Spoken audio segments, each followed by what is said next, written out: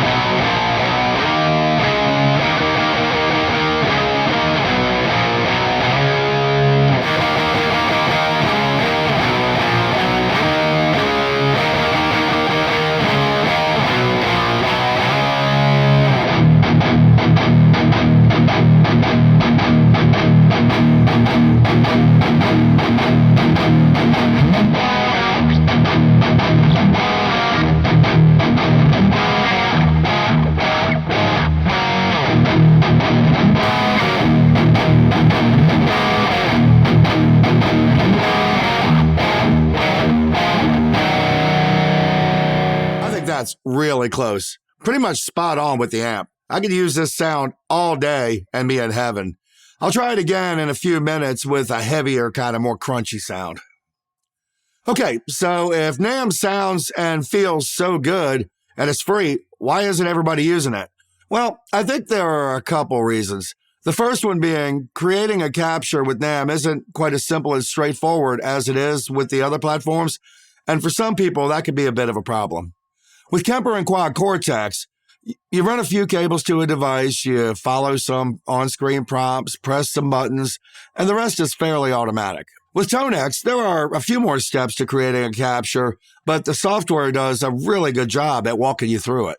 Because NAM is more of a project than it is a product, there's a bit more involved. In a nutshell, first you need to download an audio file, then using your DAW, run the audio from that file into your amp and record it. Basically a reamping session. Then you load the file that you just recorded as well as the original source file into the NAM trainer. And you could do that either online or on your system. And finally, the result of this process is a NAM capture, which you then load into your NAM player of choice. I'll tell you more about these in a little bit. All right, enough talking. Let's check out another capture. For this, I wanted to go with something with more drive because traditionally, various amp capture technologies have a harder time with high gain stuff. Sounds like a perfect fit for the EVH 5153. Now, I really want to drive the front end of the amp hard, so I've added a BB preamp boost pedal from Exotic Effects up front. Here's what it sounds like.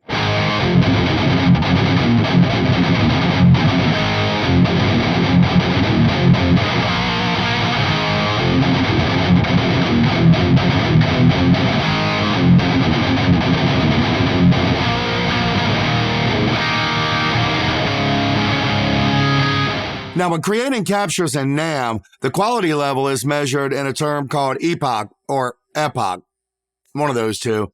In a nutshell, this is how many times the data set, which is your reamp track, is fed through the algorithm. In other words, 100 epochs means it's passed through 100 times. For the capture of the Jubilee, I left this setting at the default 100, and I did the same here. Let's hear how it sounds. I'll start with the amp.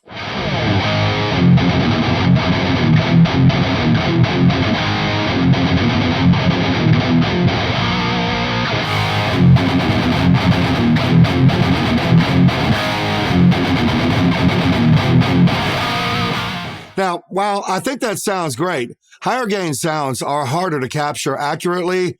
So while 100 epochs sounds good, it's not as close as I'd like. And we can actually see this in the training data. When creating the captures, you can actually see how close the capture is to the actual amp by looking at the ESR number the process reports once it's completed. ESR stands for error to signal ratio. The lower the number, the closer it is to the amp. For the capture we just listened to, the ESR number was 0.0167, or just over 1.5% variance between the capture and the amp. So I ran the process again at 400 epochs. This time, the process reported the ESR as 0.008708, or just under 1%.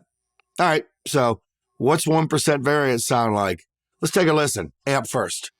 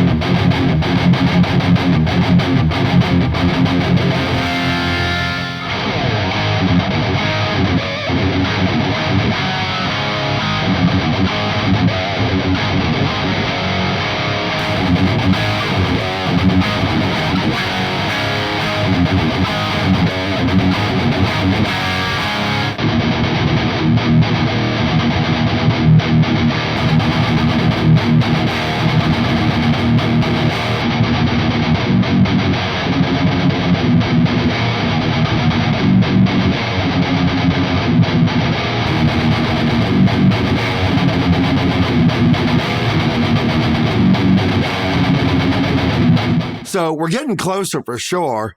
To be honest, if I were making this for personal use, I'd probably stop right there because it sounds great.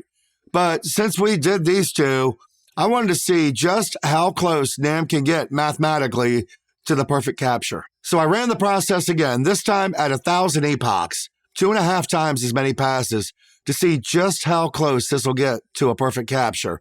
The ESR number went down slightly to 0.007848. So not a huge numerical difference, but let's compare that to the previous capture and see if we can hear the difference.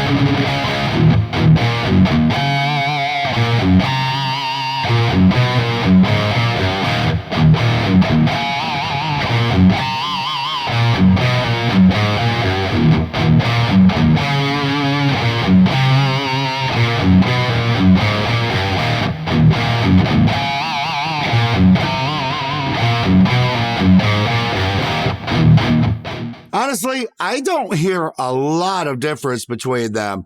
I will say that the 1000 epoch capture sounds maybe a little smoother when I was doing the fast picking stuff. That seemed to come out a little bit cleaner on the 1000. One thing I will say, though, is it does seem a little bit harder to grab the pinch harmonics when I'm using the NAMM capture as opposed to the real amp. At this point, I definitely call this close enough and just commence to plan. I think this shows that while you can keep increasing the number of epochs, you definitely get to a point of diminishing returns. And honestly, I think for most uses, 400 epochs is plenty. So for reason two why I think more people haven't jumped on NAM, while there are quite a few options for using NAM captures on your computer, there really aren't a lot of hardware devices yet that'll work with NAM files. I've heard of very few, the most prominent being the NAM player from Dimehead, which looks like a great product, still growing and very promising. And honestly, I could see some of the bigger companies adopting support for NAM in the very near future. This technology is a match made in heaven for a company like, say, Line 6, who has the resources and knowledge to build a great piece of hardware, but is playing catch up in this segment of the market. Hopefully, though, companies that are looking at this will license it and not try to buy it outright. As it stands now, Neural Amp Modeler is open source, and it's this open nature that's allowed it to flourish and improve as it has. Because of its non-proprietary nature, I believe NAM has the potential to do for amp modeling what MP3s, JPEGs, and HTML did for the internet and computer users in general, which is make it easier and pretty much ubiquitous. There's a quickly growing number of apps that work great with NAM captures. Tonocracy from Atomic Amps, which I'm using here, will let you add effects, and you can also upload your sounds to the cloud to share with others. A couple others are Genome from Two Notes and NAM Universal from Wavemind, and there are several others, and I'll bet there's a bunch more on the way. A third downside that I've seen is the lack of an online repository for people's created captures, but that's been largely rectified by the website tonehunt.org. On there, you can find tons of amazing captures, and it's growing like crazy. Additionally, NAM has a fairly active Facebook group full of cool and helpful people. You can find some pretty great NAM captures on there as well. So, have you tried Neural Amp Modeler? If so, what was your impression? Let me know down below in the comments, and as always, please like and subscribe. Thanks for watching. I'll see you next time.